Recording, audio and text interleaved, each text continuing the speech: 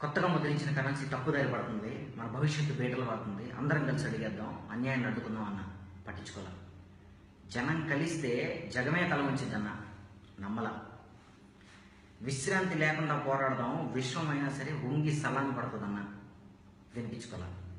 నా సిద్ధాంతం తప్పన్నారు, ఈ దేశం మారదన్నారు, అసలు ప్రాక్టికల్గా పాసిబుల్ కాదన్నారు, ఏవేవో అన్నారు, అసలు జనం ఏం పీకలేరు అన్నారు. ఇప్పటికైనా తెలిసిందా? జనం తలుచుకుంటే జగన్నాథుడైనా దిగిరావాల్సిందే. 3 రోజుల కమలికత పోరాటం 963 మైళ్ళ దూరంలో ఉన్న కేంద్ర ప్రభుత్వం మెడలు వంచింది. సాంప్రదాయం కోసమే అంత సంగ్రామం జరిగితే సమాజ శ్రేయస్సు కోసం జరిగే పోరాటం ఇంకెంత పెద్దదై ఉండాలి.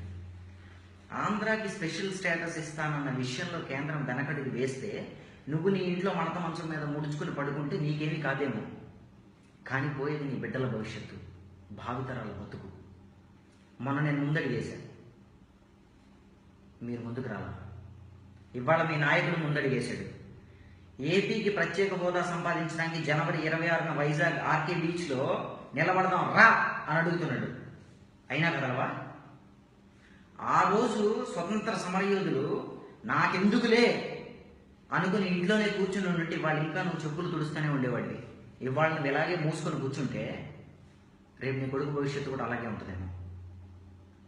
భారతదేశాన్ని మొక్కల కింద విడదీసి చూస్తే నేను తెలంగాణ వాడిని, కానీ భారతీయుని, అందులో తెలుగుని. నిన్న నువ్వు నాకన్నా, ఇవాళ నువ్వు నాకన్నా, రేపు నువ్వు నాకన్నా. నీకోసం నేను వస్తా, కనీసం నీకోసం నువ్వు రా, నీ బిడ్డల భవిష్యత్తు కోసం రా, భావితరాల బతుకు కోసం రా. జనవరి 26 నా లైఫ్లో మోస్ట్ ఇంపార్టెంట్ డే, నా భవిష్యత్తు నిర్ణయించే రోజుది. అది కూడా వదులుకొని వస్తా, నువ్వు రా. నీ బిడ్డల కోసం జరిగే ఈ పోరాటంలో నేను నీ పక్కన నిలబడతా.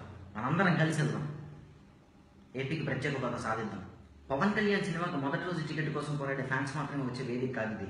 తెలుగు నేల మేసం తిప్పే వేదిక, ఏపీకి ప్రత్యేక హోదా సంపాదించి పెట్టే వేదిక. రా. వైజాగ్ ఆర్కే బీచ్ జనవరి 26 కాదు, ఆర్కే బీచ్లో నీ ప్రెజెన్స్ కనపడాలి. ఏపీకి ప్రత్యేక హోదా తెచ్చి పెట్టాలి, నువ్వు సాధించి పెట్టాలి.